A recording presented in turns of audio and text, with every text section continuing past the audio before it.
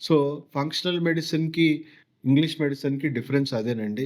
English medicine ప్రతి రోగానికి కూడా జస్ట్ కవర్ అప్ జాబే. అంటే లోపట ఎందుకు డ్యామేజ్ అవుతుంది, ఏ కారణాల వల్ల డ్యామేజ్ అవుతుంది అనేవి చూడరు. ఓకే. నొప్పి అవుతుందా? లక్షణాల కోసం మనం పెయిన్ కిల్లర్ వాడండి. పెయిన్ కిల్లర్ వాడితే ఏమవుతుంది? లోపట డ్యామేజ్ అవుతుందా? ఆగదు. కానీ ఈరోజు ఈ పూట మనకి నొప్పి, బాధ తెలియకుండా గడిచిపోతుంది.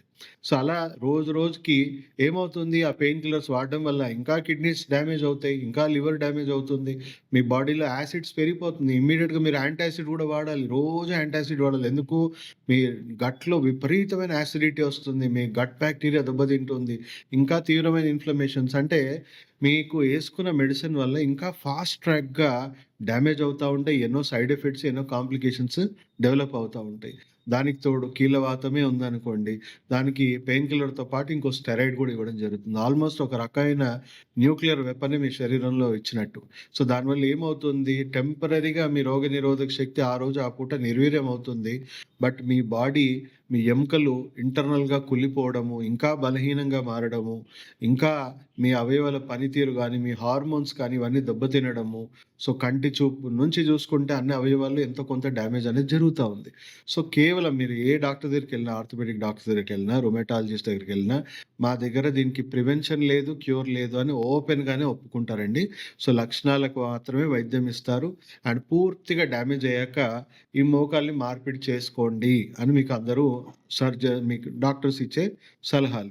సో, అది డ్యామేజ్ అయ్యేదాకా మిమ్మల్ని ఫెలిసిటేట్ చేస్తారు. వైద్యం మొత్తం గూడా లక్షణాలకి వైద్యం ఇచ్చుకుంటూ జస్ట్ ఫిజియోథెరపీ అలాంటివి చేసుకొని ఈరోజు ఈ పూట గడిస్తే చాలండి. పూర్తిగా డ్యామేజ్ అయ్యాక అప్పుడు ఆపరేషన్. ఎందుకంటే మీరు ముందు ఒప్పుకోరు గదా! డైరెక్ట్‌గా మార్చేస్తామంటే.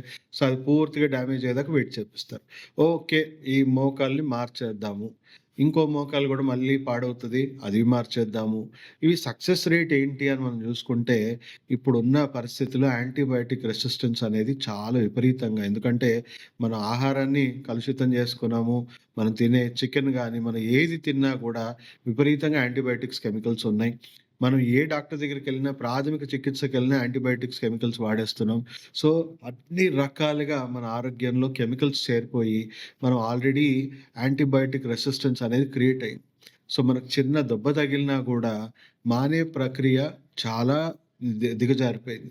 అంటే మనకు హై రిస్క్ ఇప్పుడు సర్జరీస్ అన్నీ గూడా హై రిస్క్‌లో ఉన్నాయండి. ఎంత పర్ఫెక్ట్ డాక్టర్ మీకు వైద్యం ఇచ్చినా, ఎంత మంచి సర్జన్ మీకు సర్జరీ చేసినా, హి cannot guarantee you because antibiotic resistance ఉందనుకోండి, కర్మగాలి మీకు operation successful, patient died with infection. అలా చాలా మంది చనిపోతా ఉన్నారు.